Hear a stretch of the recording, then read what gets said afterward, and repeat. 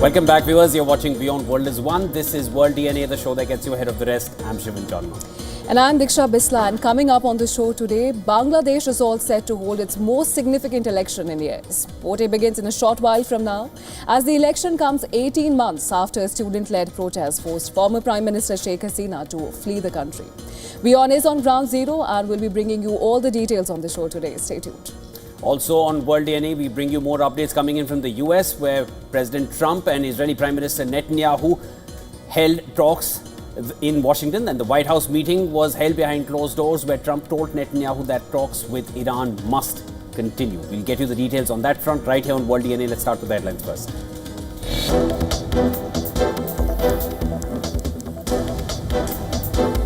Bangladesh holds its first election since the deadly 2024 uprising that ended Sheikh Hasina's rule. BNP leader Tariq Rahman seeks to regain power but faces strong competition from Islamist party Jamaat-e-Islami.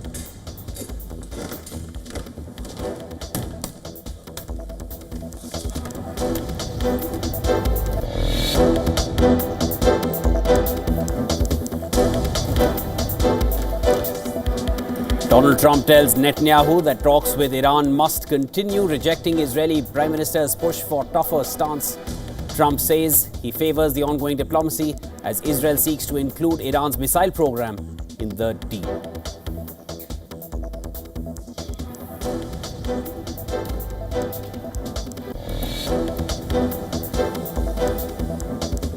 US House votes 219 to 211 to reject Donald Trump's tariff on Canadian goods. 6 Republicans join Democrats in a rare rebuke of the president's economic policy. Measures may pass Senate but would likely face presidential veto.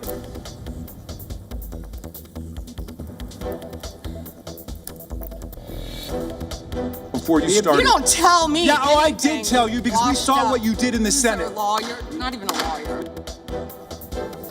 US Attorney General clashes with Democratic lawmakers while testifying before the House Judiciary Committee. Faces criticism over Justice Department's release of the Epstein files. Lawmakers accuse her of a cover-up.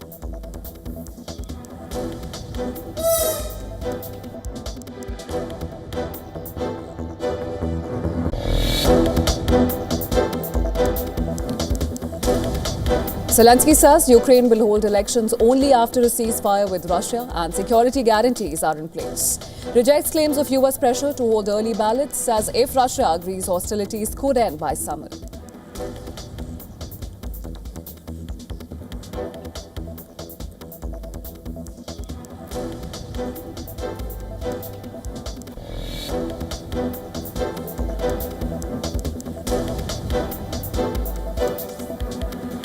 Militants kill 5 policemen in northwest Pakistan's Dera Ismail Khan. Police say they came under attack while returning from an operation in the area. 4 militants killed in retaliation.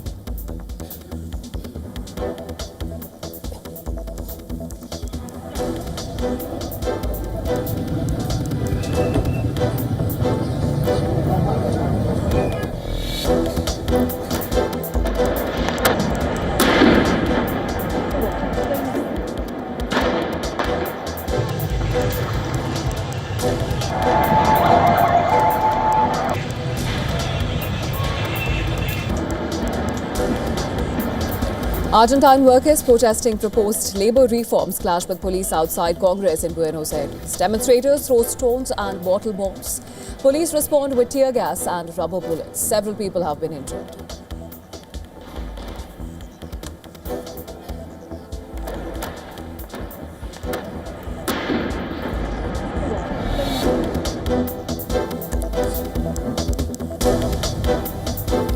A 17-year-old gunman detained in Thailand after using a stolen police firearm to wound a teacher and a student at a school in Hat Yai.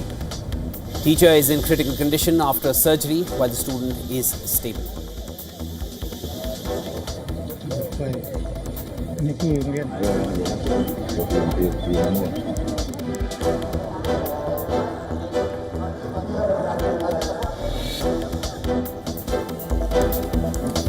US January budget deficit shrank sharply to about $95 billion, down roughly 26% from last year, as strong tax and tariff revenues outpaced slower spending growth, marking a notable improvement in federal finances early in the fiscal year.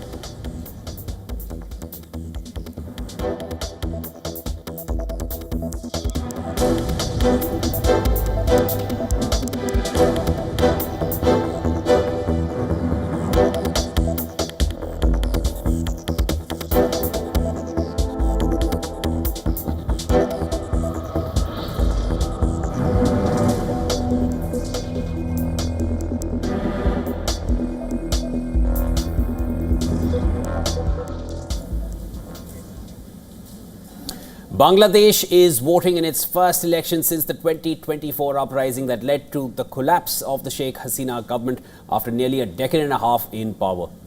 And ushered in an interim administration led by Mohammad Yunus. Now, with Awami League barred from contesting, there are two major political forces vying for victory in these elections. First is BNP, led by former Prime Minister Khalida Zia's son Tariq Rahman. And the second is the coalition of Islamist parties led by Jamaat-e-Islami. Opinion polls vary widely, though most give BNP the lead, with some suggesting a knife-edge race here. Over 127 million voters are casting their ballots to elect 300 lawmakers directly, with a further 50 women chosen from the party list. A total of 2,034 candidates are contesting the election. Voting is being conducted across 43,000 polling centres, housing approximately 260,000 polling booths.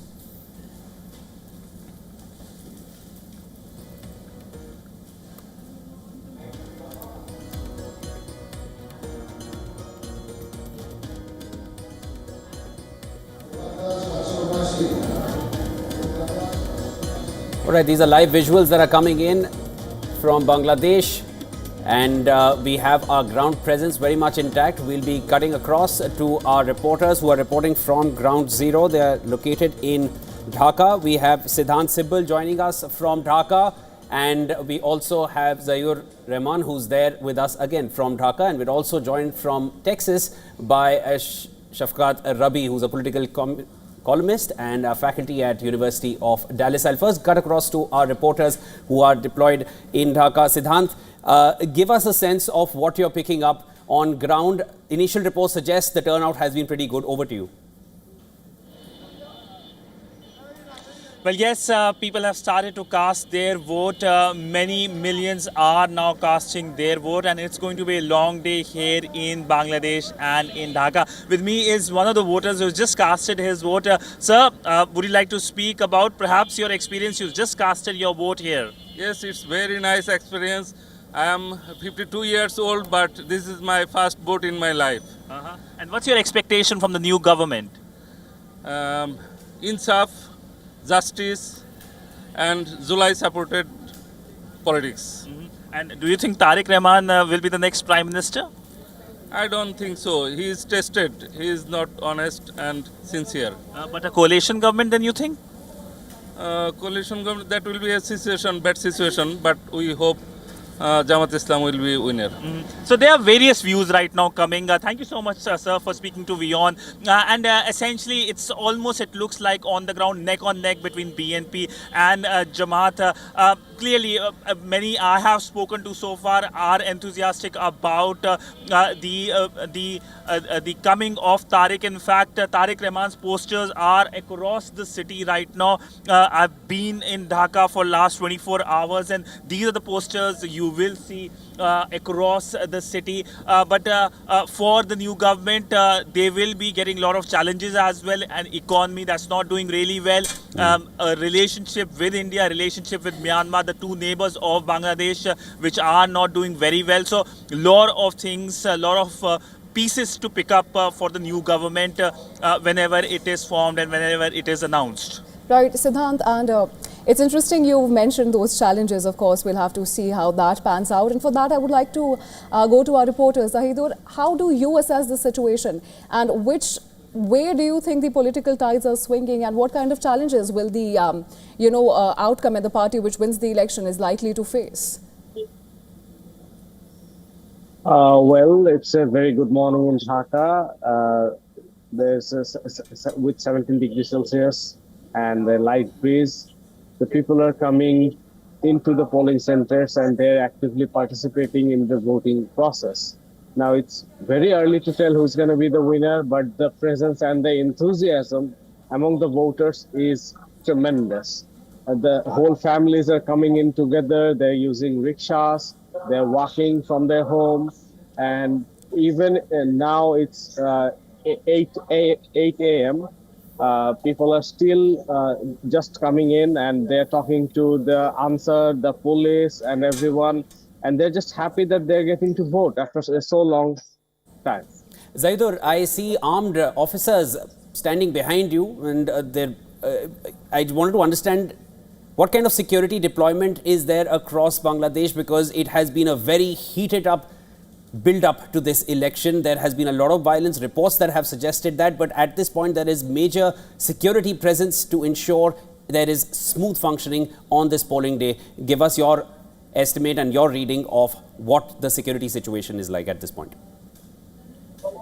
Well, since morning I have visited 3 polling centers, and the security here is very tight. It's very neatly organized. There are answers in every gates, and there are polices asking about information if anyone needs any help, if anyone is needs any information or anything. They're being helpful to the public, and they're also being vigilant. They're asking if you are a voter of this particular polling center or not. And well, earlier the army chief, in a press briefing, he visited the whole military deployment before, and now there are over 100,000 army personnel are deployed here alongside BGB and the police. So the security is very tight. The atmosphere is very cautious for the security forces. Atmosphere is cautious, as Zaidur correctly mentioned. We'll now cut across to our guest who's joining us from Texas.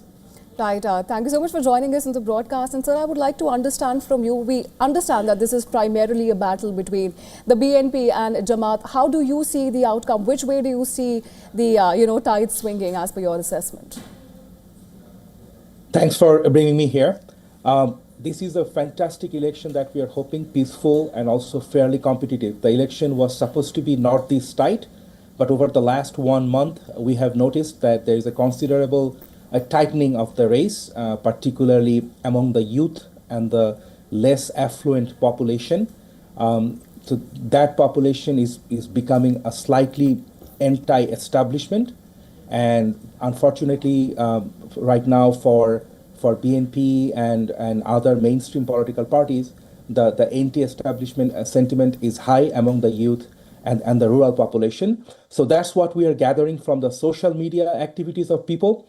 But BNP maintains a very large ground presence. It's a traditional political party with immense muscle and financial power. So they may have a lot more quiet voters all across the country. So in the end, it's going to be a very tight election, most likely with the traditional force prevailing, but it's going to be very tight. Mr. Rabi, Siddhant, who's there on ground, he spoke with, just moments before we came to you, he spoke with a 53-year-old gentleman who said that he's also out to vote, and this is early in the morning. It's just about 8 a.m. there. Polling started just 30 minutes ago in Bangladesh, and he said he's voting for the first time. I just want to ask you, does this reflect a higher enthusiasm in this election for more people to come out and put their ballot? Yes, so just to put the statistics straight here, Bangladesh probably had the last fair election in 2008, but even that election was not without controversy. If you were to think, most likely the 2001 election was the last time when elections were very competitive, free and fair. So 2001 to 2026 is about 25 years. So the gentleman who is 52, he was probably in his mid-20s, and somehow he didn't vote back then. So yeah, a lot of people, even in their 50s, are going to be there for the first time. But going back to the past, we know election has always been very, very festive in Bangladesh. So what you are going to witness, hopefully today, will be the return of that festivity. Right, and Mr. Rabi, do you think that the referendum on the July Charter is in any way impacting the voter sentiment and the voter turnout this time? So as I said, the youth is very, very energized, and based on the data that's most widely available, which is social media, there is widespread activity among the youth to take part in this election. And July, maybe not the charter itself, but the overall sentiment of July and anti-establishment and pro-reform, anti-fascism, which they call, is very, very high among the youth. So that is definitely going to drive them towards the polling centers. Understood. Mr. Rabi, also let me get your take on the opinion polls. They are giving a slight edge to the BNP. How do you see it? As I say, BNP maintains the largest political structure within the country. It's the traditional political party with the brand recognition and also with a top-of-the-line Prime Minister Tariq Rahman, potential Prime Minister Tariq Rahman being the most recognizable political figure. So they do have some advantage and most likely going to prevail, but the anti-establishment sentiment among the youth and the poorer people is really, really high this time around. So he is going to have tremendous challenge, and their polls are all over the place. Depending on which poll you read, it will be on both sides. But most likely it is going to be a very tight total percentage of population turnout for BNP. But how many seats, we do not know. But it's going to be very tight in both measures, both in terms of percentage of votes and also in terms of seats. Right, and having said that, Mr. Rabi, what are some of the key issues that might be, the deciding factor when it comes to the outcome? We know that Tariq Rahman has advocated for job creation, maintenance of law and order, and also, freedom of speech. Now, what are the other key issues that you think are going to weigh on the voter sentiment this time around? So among the voters, the largest and the most important sentiment is corruption and law and order. So if you look at the election sentiment, most people, like year after year, according to polls, they want two things: law and order and anti-corruption. The country is fairly corrupt at the grassroots level, particularly the government, and people have a very strong sentiment against that. And then you have the anti-Indian sentiment is very high because of Sheikh Hasina being in India. That's another topic, which is giving some edge to Tariq Rahman's opposition, because Tariq Rahman has positioned the party in a moderate position regarding India. So that is also a factor in Bangladesh right now. And overall anti-incumbency, and unfortunately for BNP, for the people, some people, particularly the youth, BNP has become the face of the establishment. So that's where the election got tightened. It wasn't supposed to be this tight, but because of this anti-establishment feeling, the sentiment is very tight right now among the voters. It's a pivotal day for all Bangladeshis, 100% as you mentioned. And if somebody in their 50s is now coming out to vote for the first time, it does reflect on what kind of sentiment is there at this point. But very quickly, we'll get to know what kind of turnout we're seeing at different polling booths, because we have our reporters deployed on ground to get us exactly the pulse of the voter. That was Shafqat Rabi joining us from Dallas, Texas. Thank you so much, Mr. Rabi, for making time. Thank you so much for bringing me.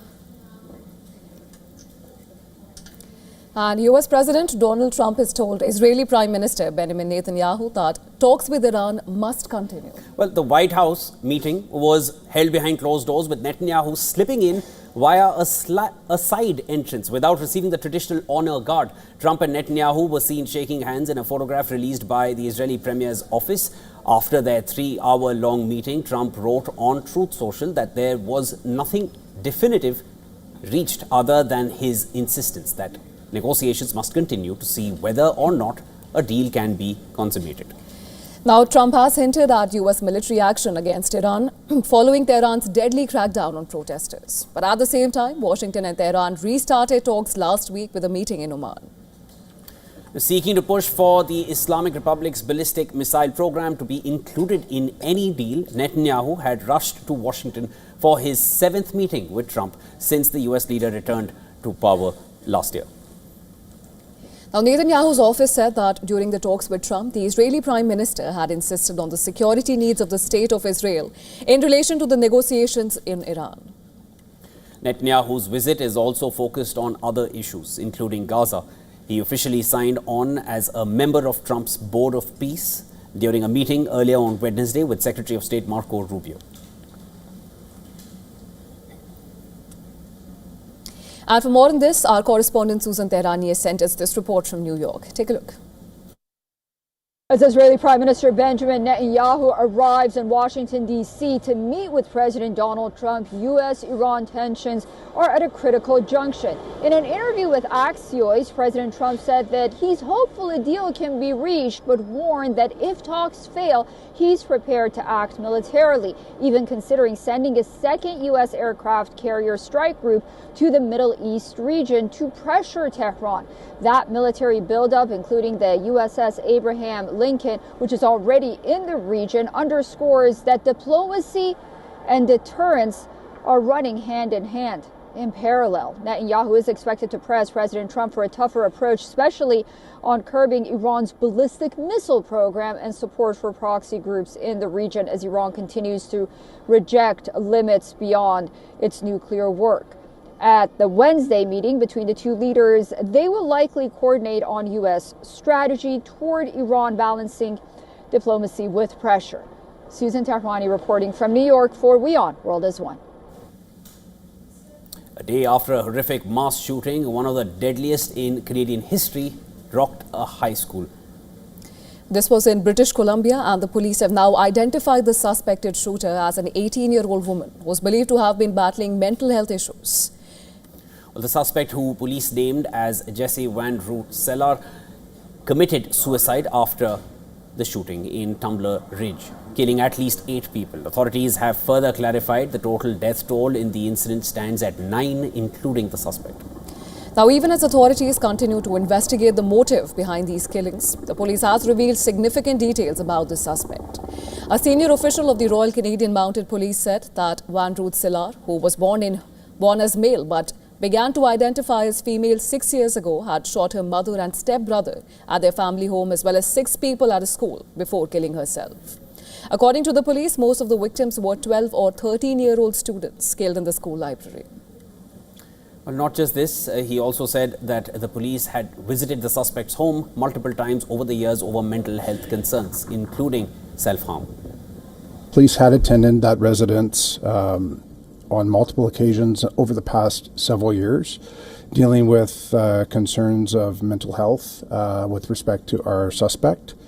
I can say that on different occasions, a suspect was apprehended for assessment and follow-up.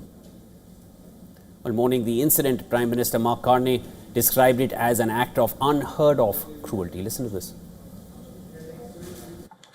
I want to express my profound gratitude to the first responders, the RCMP officers who entered immediately that school, not knowing what awaited them, to the paramedics and medical staff at the Tumbler Ridge Health Center, to the teachers and the school staff who acted with extraordinary courage to protect the children in their care. In a heartwarming moment amid the tragedy, a 17-year-old student at the school who had been trapped inside the classroom for over 2 hours was finally reunited with his mother. No, I did not.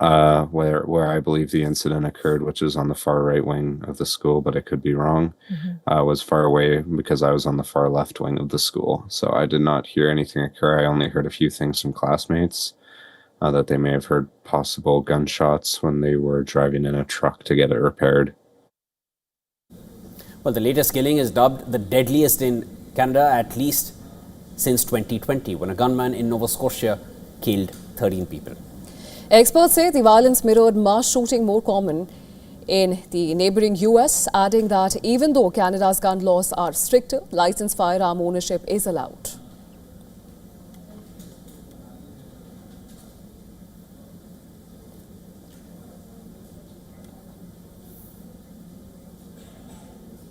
A physical altercation broke out in Turkey's parliament after opposition lawmakers attempted to block the appointment of Justice Minister Akin Gürlek. And Gürlek, in his previous job as Istanbul's chief public prosecutor, issued the arrest warrant for Istanbul's powerful mayor, Ekrem İmamoğlu. There's more in this next report. There'll be a short break. After that, World DNA will continue. Stay with us.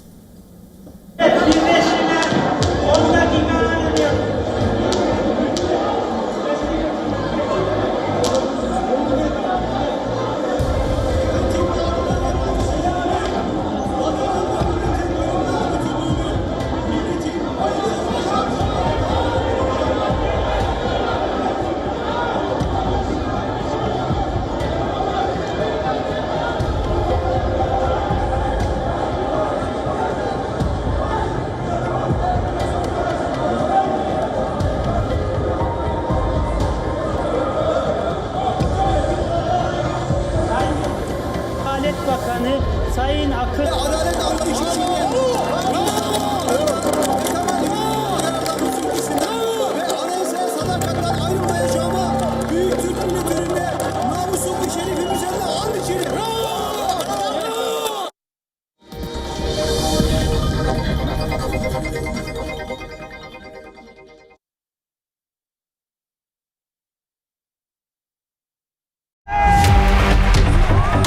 Campaigns, elections, alliances, controversies, and power play. Beyond the noise and rhetoric, no election, no ballot issue too small. Stories that analyze global and domestic politics, more than just headlines. A dedicated show with varied perspectives, expert take, citizens' voices, detailed ground reports, and in-depth coverage from political corridors of the world. This is Race to Power, only on WION. World is one.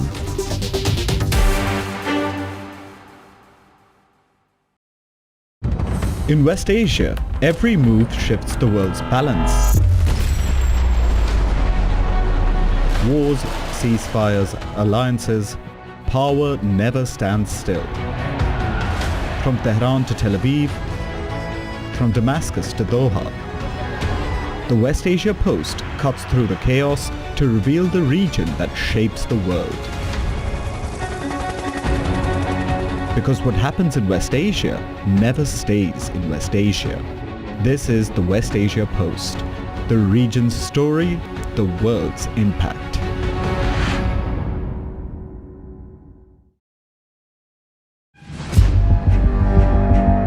Where darkness hides behind every corner. Where the truth is stranger than fiction. A show that dives deep into the stories which shock and mystify. Unsolved murders. Psychopaths who defy explanation.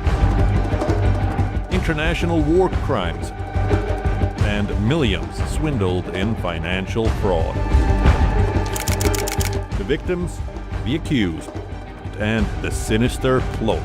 Prime Crime is your front row seat to darkness.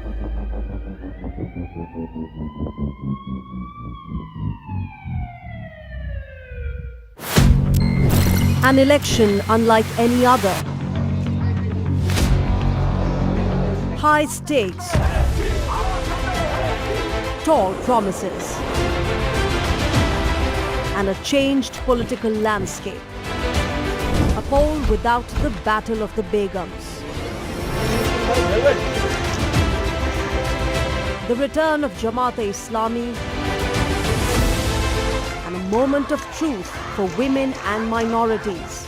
A country in the middle of uncertain times, standing at the cusp of political change. Who will rule Bangladesh? From the bustling trading floors of Wall Street to the vibrant exchanges of Asian stock markets, WION breaks it down for you to make sense of what's happening. As we reveal the key factors behind events, strategic battles, and the game-changing business decisions that shape the world. We bring you all of this and more on World Business Watch.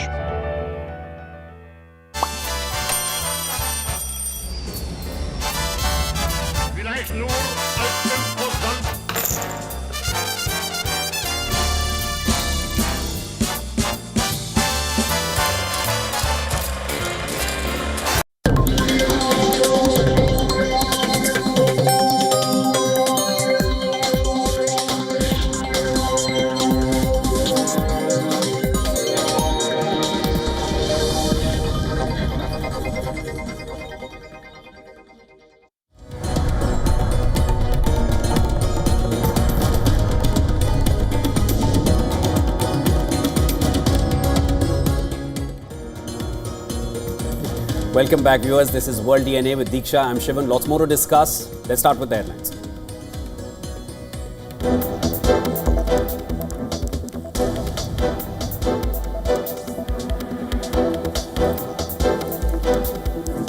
Voting underway across 299 constituencies in Bangladesh for the general elections and 84-point constitutional referendum. BNP leader Tariq Rahman aims to regain power, faces strong competition from Jamaat-e-Islami.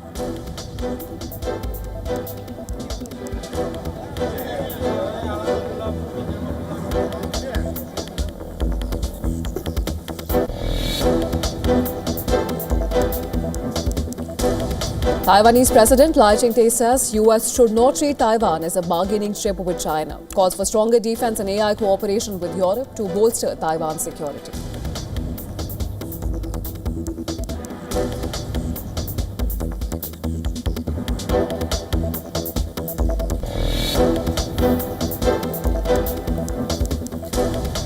Donald Trump tells Netanyahu that talks with Iran must continue, rejecting Israeli Prime Minister's push for tougher stance. Trump says he favors the ongoing diplomacy as Israel seeks to include Iran's missile program in deal.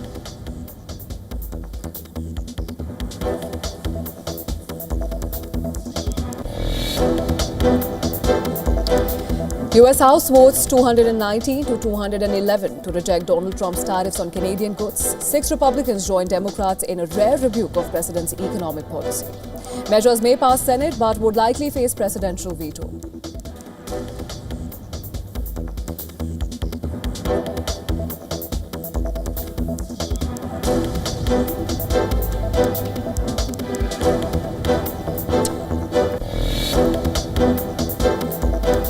Zelensky says Ukraine will hold elections only after a ceasefire with Russia and security guarantees are in place. Rejects claims of US pressure to hold early ballots. Says if Russia agrees, hostilities could end by summer.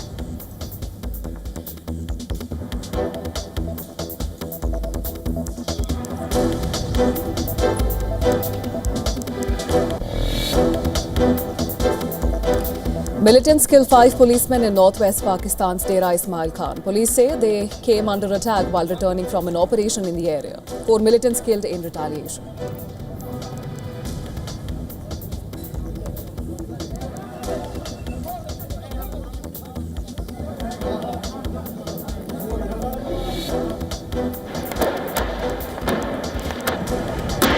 Argentine workers protesting proposed labor reforms clash with police outside Congress in Buenos Aires. Demonstrators throw stones and bottle bombs. Police respond with tear gas and rubber bullets. Several injured.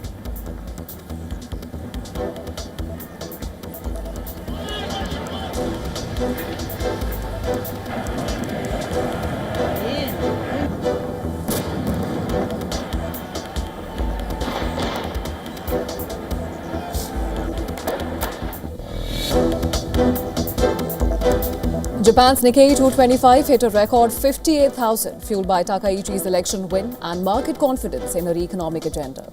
South Korea's Kospi also rose while US stocks slipped after stronger than expected January jobs data, which raised doubts about Fed rate cuts.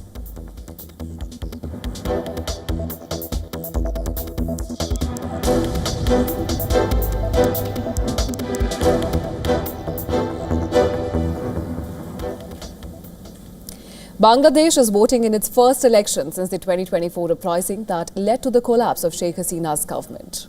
This is after nearly a decade and a half in power, and that ushered in an interim administration in Bangladesh. Now, with the Awami League barred from contesting, there are 2 major political forces vying for victory in these elections. First is the BNP led by former Prime Minister Khaleda Zia's son, Tariq Rahman, and then the second is the coalition of Islamist parties led by Jamaat-e-Islami.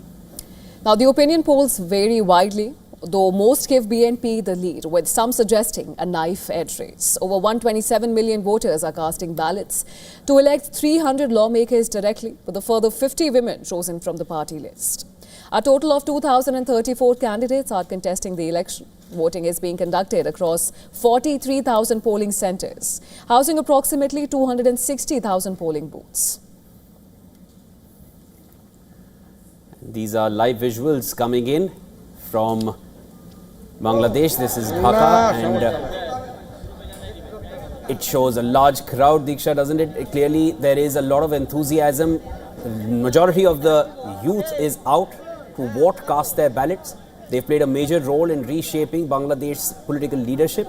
Absolutely, Shivan. And this is a very crucial election. And we say crucial because, as you've rightly mentioned, this is the first election after the 2024 ouster of Sheikh Hasina. And as we can see, this is going to be a very consequential election with the implications ranging far beyond Bangladesh. And of course, the race right now, as we understand, is between BNP, led by Tariq Rahman, whose poster we also see behind in the backdrop. Right, people have come out in large numbers and the enthusiasm is quite palpable.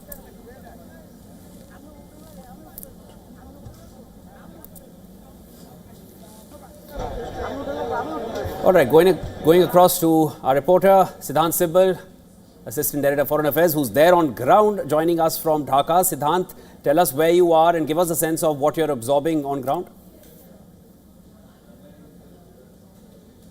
Well, I'm in one of the key constituency where we will see high-profile voting in a short while from now. But I will give you the color of the voting here, the election process here. First, I'm standing at a location where there are a lot of rickshaws, and these rickshaws are becoming the color because they are being used for campaigning for last few days here in Bangladesh. All rickshaws have pictures and posters of candidates, but let me speak to them first. They speak a little bit Hindi. So आपने vote किया और कैसा लगा आपको vote कर?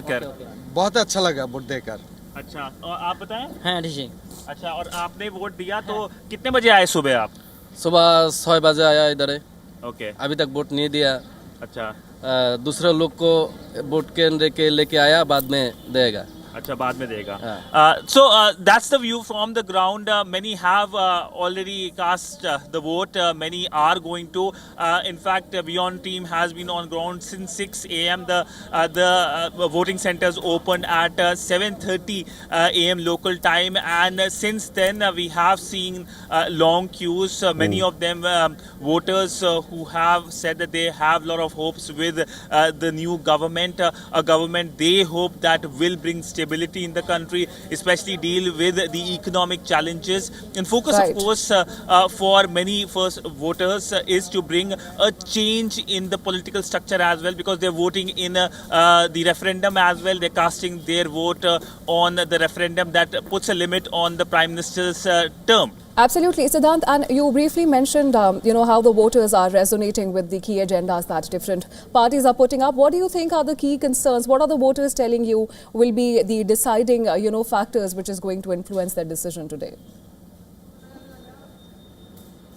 Well, two things. First, of course, is the economy. For many of them, it's the issues like price rise that, of course, dominate the agenda. The other, of course, is a new political structure for the country with the referendum, and also in terms of a break from the past. Many of them who I have spoken have expressed their disappointment over past few years. Many have criticized the Hasina government.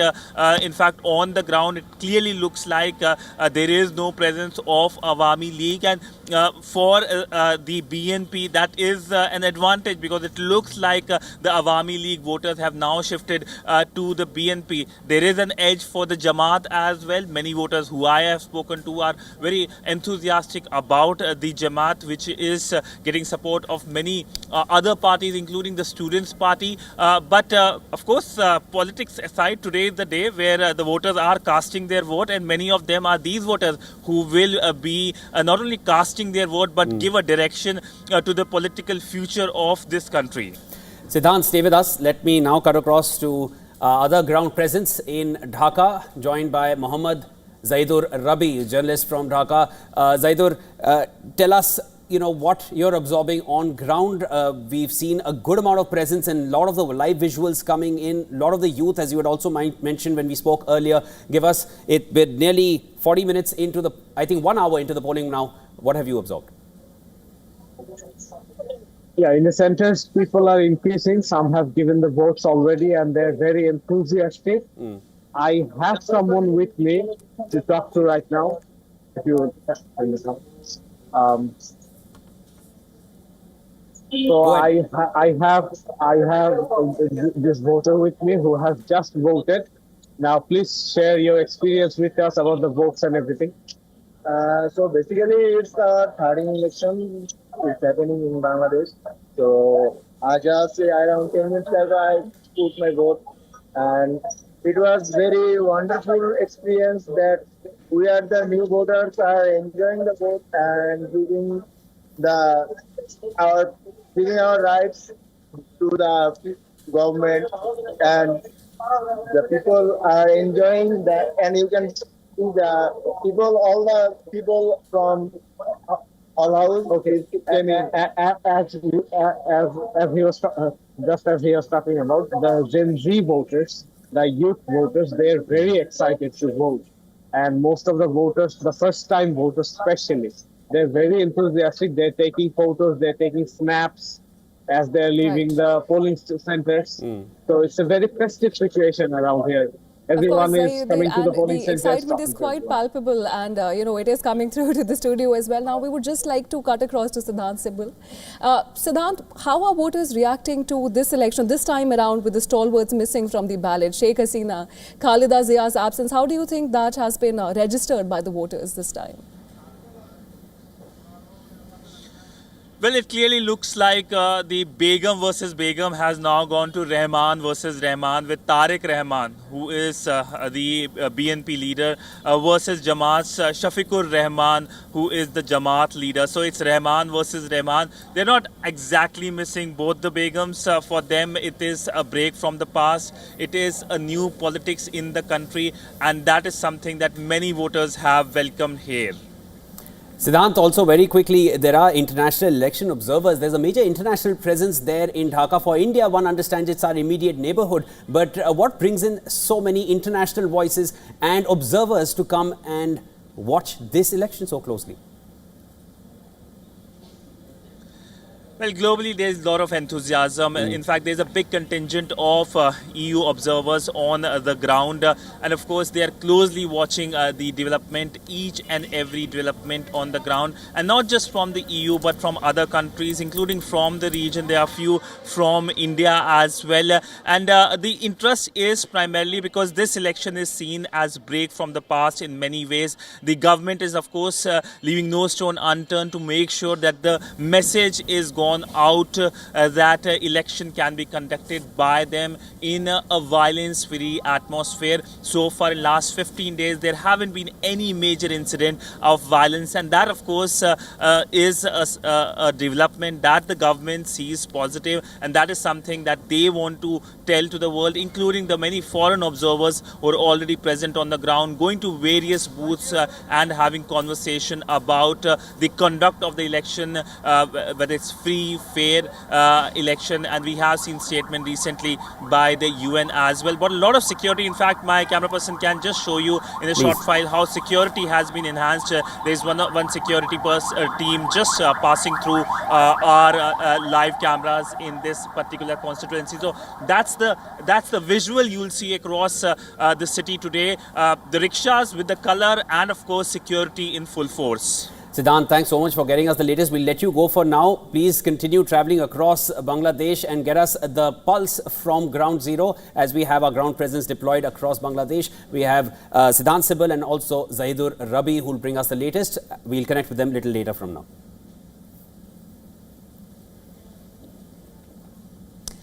All right, and moving on, while embarrassment and global humiliation is not new for Islamabad, Pakistan's Defence Minister Khwaja Asif's candid admission in Parliament about being exploited by allies like the United States is making global headlines. He didn't mince any words there. Khwaja Asif was speaking in Pakistan's National Assembly, which was discussing the suicide blast in Islamabad last week. Halfway into his speech, Khwaja Asif raised the issue of Pakistan's participation in the two Afghan wars and called it a grave miscalculation. But the real embarrassment hit when he confessed that US had treated Pakistan worse than a toilet paper. He blamed Washington for using Islamabad for a purpose and throwing it away like a toilet paper. Further, he admitted that US backing had long-term negative consequences, a price which Islamabad is paying till date. मैं अभी अपने phone पे जो है United Nations में तकरीर की हुई है हिलरी क्लिंटन, उसने सब कुछ बयान किया हुआ है, वो इस पे चलाएं इसके ऊपर। कि किस तरह पाकिस्तान को उन्होंने इस्तेमाल किया। लैंडमार्क तकरीर है उसकी, और वो किस तरह एक टिश्यू पेपर की तरह, टिश्यू पेपर तो फिर भी टॉयलेट पेपर की तरह हमें छोड़ गई यहां पे।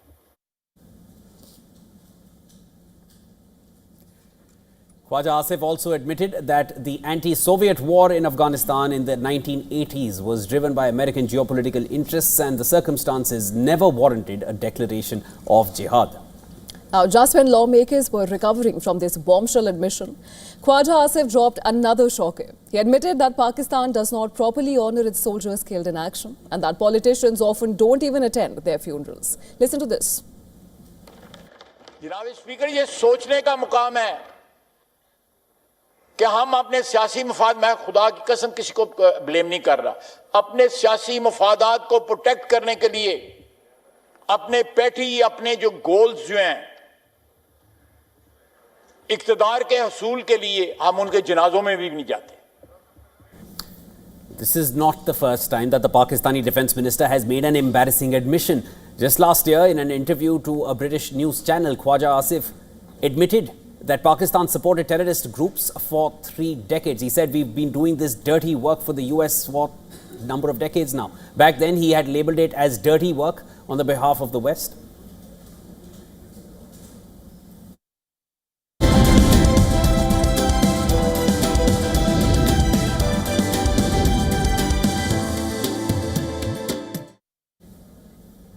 The US House of Representatives have voted to block President Donald Trump's tariffs on Canada. The resolution passed by a narrow 219 to 211 vote, with 6 Republicans breaking ranks to join Democrats in the opposing the president's trade policy. Now, the resolution brought by Democrats seeks to terminate the national emergency declared by Trump that he used to impose tariffs on Canadian imports. Lawmakers critical of the move argue that the tariffs have strained relations with a close US ally and also raised costs for American consumers and businesses. President Trump responded swiftly and forcefully to the House vote, saying the move would undermine America's trade leverage and hand an advantage to other countries in a series of statements. Trump said Canada has taken advantage of the United States on trade for many years. The president insisted that tariffs make a win for US easy, arguing that the policy has strengthened both economic and national security. He warned that rolling back the tariffs would weaken that advantage and said no Republican should be responsible for destroying this privilege. Trump also took aim at the Republicans who broke ranks, suggesting their vote was a betrayal of the party's economic agenda. He warned that there could be political consequences for lawmakers who he claimed sided with Democrats over US industry.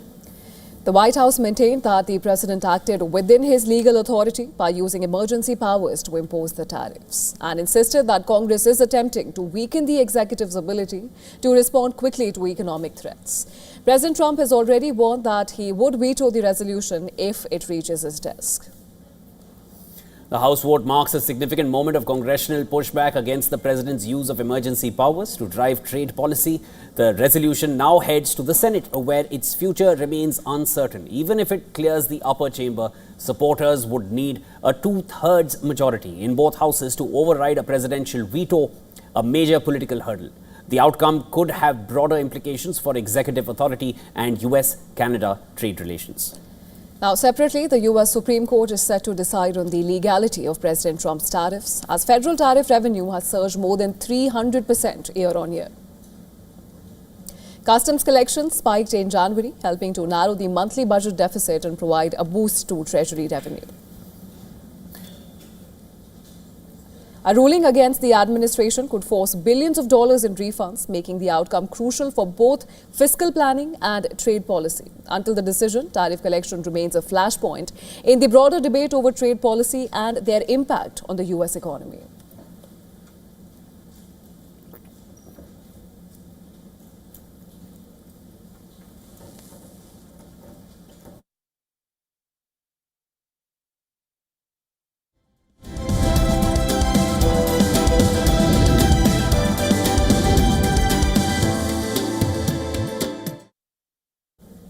As children in India spend more time online, concerns over their digital safety are growing.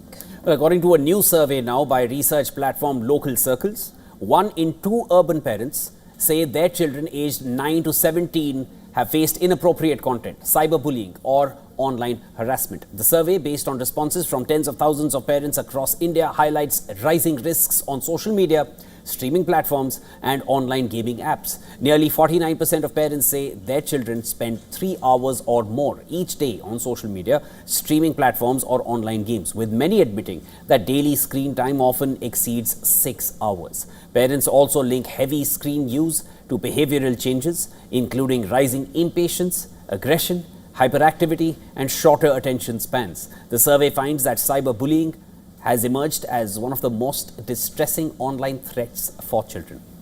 With many young people hesitant to report harassment because of fear of embarrassment or retaliation.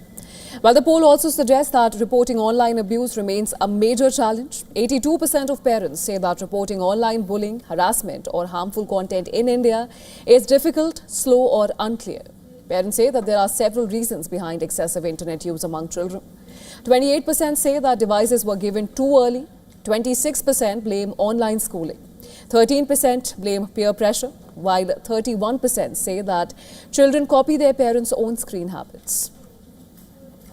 The study says stronger safety measures, better age verification and clearer accountability from digital platforms and authorities are needed to create a safer online environment for children.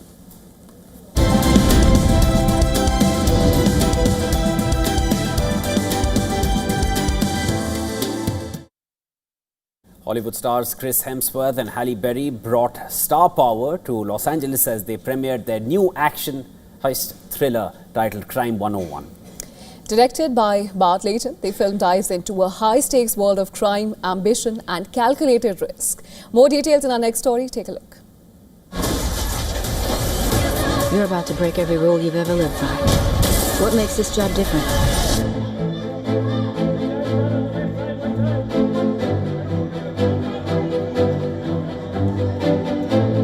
You got the cars, the clothes, but you can't seem to look me in the eye.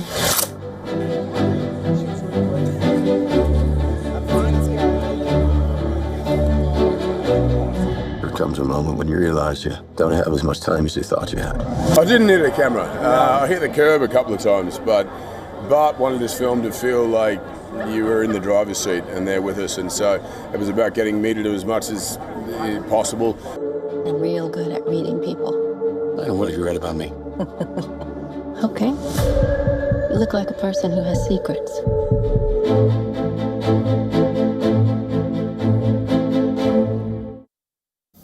All right, viewers, that's a wrap on this edition of World DNA. Before we slip into a very short break, here's a look at all the climate stories making headlines across the world. Stay with us. This is WION World is One.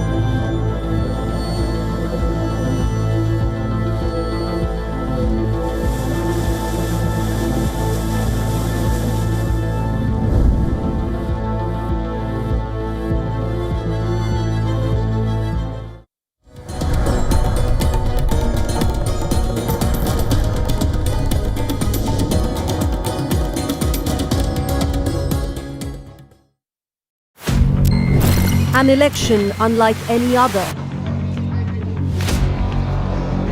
High stakes. tall promises. And a changed political landscape. A poll without the battle of the Begums. The return of Jamaat-e-Islami. And a moment of truth for women and minorities. A country in the middle of uncertain times, standing at the cusp of political change. Who will rule Bangladesh? In-depth coverage of global issues broken down into facts, figures, and simple words. Backed with analysis from field experts who truly matter, because we believe in decoding the real picture for you. So you get a much wider and deeper understanding of stories from around the world, a 360-degree analysis. An award-winning documentary series, week after week, creating the maximum impact. Watch WION Wide Angle at these times on WION. World is One. In West Asia, every move shifts the world's balance. Wars, ceasefires, alliances, power never stands still. From Tehran to Tel Aviv, from Damascus to Doha, the West Asia Post cuts through the chaos to reveal the region that shapes the world. Because what happens in West Asia never stays in West Asia. This is the West Asia Post, the region's story, the world's impact.